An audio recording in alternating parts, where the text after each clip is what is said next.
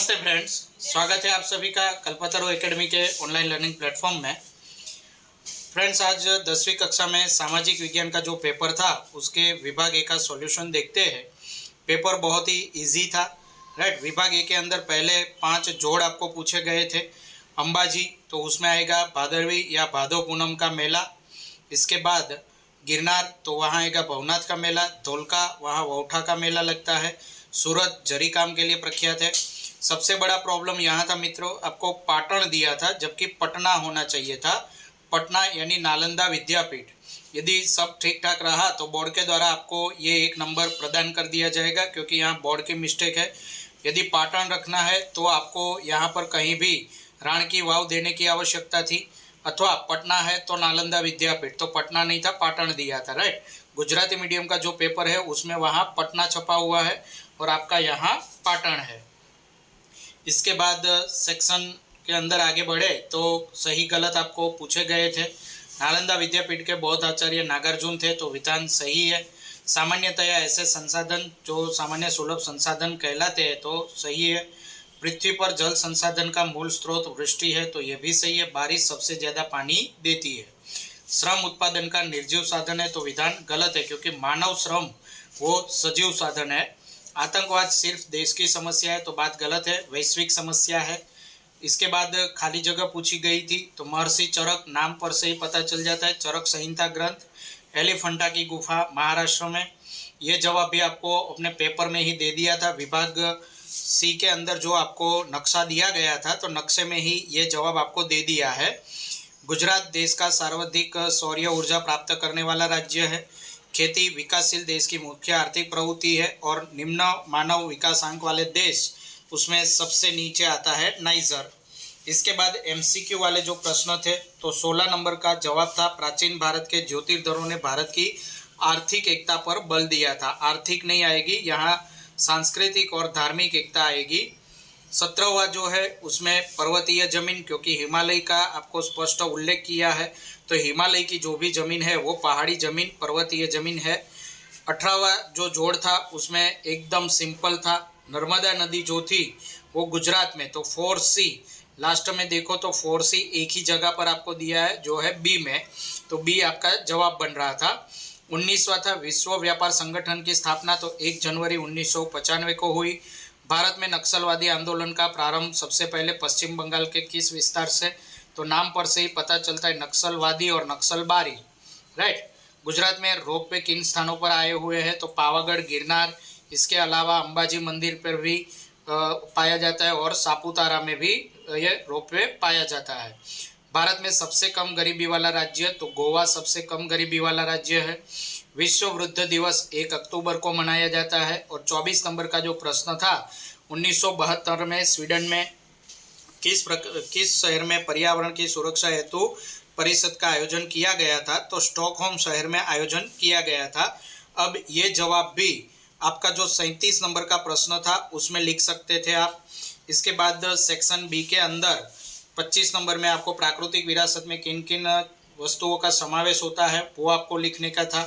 26 number में जो पाटन का पटोला है उसके बारे में लिखना था। कुमिन यानी मणिपुरी नृत्य में जो हरे रंग का घाघरा पहना जाता है उसको कुमिन कहते हैं। गरबा गर्भदीप शब्द से आया है। इसके बाद प्राचीन भारत के वास्तुशास्त्र में तो वराहमिहिर का योगदान, राजस्थान के राजा का योगदान, ये सब आपको लिखने का था। गुजरात में कौन कौन से संग्रहालय आए हैं, तो ये पूरा कोष्टक आपकी किताब में दिया है, जिसमें अहमदाबाद का, पाटन का, बड़ौदा का ये संग्रहालय आपको लिखने के थे। बहुउद्देशीय योजनाओं का महत्व, तो नदियों पर ये बांध बनाना, पानी का संग्रह करना। तांबे की उपयोगिता, तो यहाँ पर आप वायर वगैरह बनाने के लिए, इलेक्ट्रिक साधन बनाने के लिए, सिक्के वगैरह बनाने के लिए, रसोई के बर्तन बनाने में।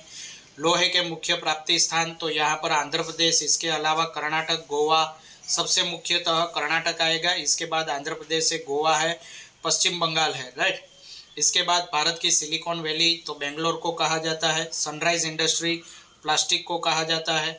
मुंबई और अहमदाबाद में सूती कपड़े का उद्योग का केंद्र है। क्यों, तो सबसे पहला तो यहाँ पर कपास का उत्पादन सबसे ज़्यादा होता है, और दूसरा कि नमी वाली आबोहवा वो ये उद्योग को ज़्यादा रास आती है। आंतरिक व्यापार का अर्थ क्या है? तो दो राज्यों के बीच में होने वाला व्यापार वो आंतरिक व्यापार कहलाता है। प्रति व्यक्ति आय और बिन आर्थिक प्रवृत्ति, इसकी संकल्पना ये समझानी थी।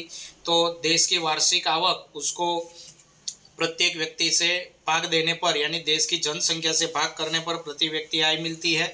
बिन आर्थिक प्रवृत्ति यानी बिना किसी आर्थिक लालच के यानी आर्थिक सहाय मिलेगी या आर्थिकता प्राप्त होगी, नकद प्राप्त होगा, ऐसी कोई भी जानकारी के बिना जो प्रवृत्ति की जाए वो बिन आर्थिक प्रवृत्ति यानी माता अपने बच्चे को पढ़ाए तो वहाँ उससे कोई भी इनकम होने वाली नहीं है, राइट। पर्यावरण की सुरक्षा के लिए किए गए उपाय, तो स्टॉकहोम वाला जो प्रश्न था वो आप यहाँ लिख सकते थे। इसके बाद यहाँ पर आपको गुजरात, महाराष्ट्र और उत्तर प्रदेश में सांस्कृतिक विरासत के स्थल पूछे थे।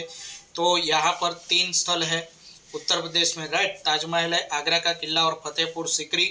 गुजरात के अंदर आपको 2 दिए गए थे, राणकी वाव और चापानेर, पावागढ़।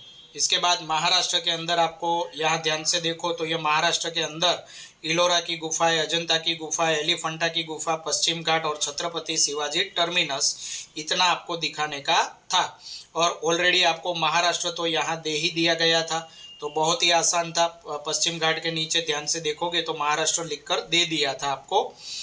फिर 39वां के अंदर आपको 4 जो विद्यापीठ है उसमें विभाजन करने का था, राइट। तो नालंदा विद्यापीठ में कौन कौन? तक्षशिला में, वाराणसी में और वल्लभी में। तो तक्षशिला में कौटिल्य आएंगे, चंद्रगुप्त मौर्य आएगा, राइट। नालंदा में महावीर स्वामी कुमारगुप्त आएंगे, पाणिनि आएंगे और यूएन सांग आएगा। इसके बाद वाराणसी में आदि शंकराचार्य आएंगे, चैतन्य महाप्रभु आएंगे। वल्लभी के अंदर आचार्य स्थिरमती, गुणमती और इत सिंह, ये सब आएंगे। नालंदा में भगवान बुद्ध भी आएंगे। तो इस तरह ये आपको विभाजन करना था। ताजमहल, इन सब के बारे में आपके पास किताब के अंदर सारे जवाब ऑलरेडी दे दिए गए हैं। यहाँ पर आपको गुजरात के मंदिर, तो द्वारका का मंदिर द्वारिका में, सोमनाथ का मंदिर गिर सोमनाथ में, अंबाजी मंदिर सूरत में। यदि आपको और कोई मंदिर का नाम पता है तो वो आप लिख सकते थे। इसके बाद जैन मंदिर, तो यहाँ महुड़ी का जैन मंदिर गांधीनगर में आएगा, राइट। पालीताणा के जैन मंदिर पालीताणा में आएंगे, तो ये आपको लिखने थे। गुजरात की वावड़ी, तो राणकी वाव पाटण में आएगी, अडालज की वाव गांधीनगर, दादा हरी की वाव अहमदाबाद, अड़ीकड़ी वाव जूनागढ़। गुफाओं में देखा जाए तो ऊपरकोट की गुफा है जूनागढ़ में, बाबा प्यारे की गुफा वो भी जूनागढ़ में, तलाजा की गुफा तलाजा भावनगर में, खंभालीड़ा की गुफा राजकोट में। तो इस तरह आपको यहाँ लिखने का था। चाय का ये आपको फोटोग्राफ दिया था, तो चाय के लिए तापमान, बरसात, जमीन की गुणवत्ता, ये सब आपको लिखने का था। सबसे ज़्यादा उत्पादन आसाम में होता है। इसके बाद कॉफ़ी का उत्पादन आपको पूछा गया था। ISI FPO इनके पूरे नाम, तो Indian standard institute farmers product organization, meat product producer organization, right. तो इनके पूरे नाम दे करके आपको किन किन वस्तुओं पर ये लगाए जाते हैं वो लिखने के थे। तो पेपर ओवरऑल बहुत ही आसान था, नक्शा भी बहुत ही आसान था। राजस्थान में रेगिस्तान प्रकार की जमीन, गिर राष्ट्रीय उद्यान, तो गुजरात का ये वाला जो यहाँ हिस्सा बनता है जूनागढ़ का, बराबर, तो यहाँ आपको गिर दिखाना था। सूती कपड़े का उद्योग का केंद्र, तो नक्शा जो अंदर दिया है वहाँ जहाँ छत्रपति शिवाजी टर्मिनस है वही मुंबई है, और चाय उत्पादक प्रदेश यानी आसाम। तो ओवरऑल पेपर आपका बहुत ही इजी रहा। कल आपका गुजराती का पेपर है हिंदी माध्यम के लिए, तो उस पेपर के लिए पहले से ही आपको बेस्ट ऑफ लक। वो पेपर भी बहुत ही आसान रहेगा।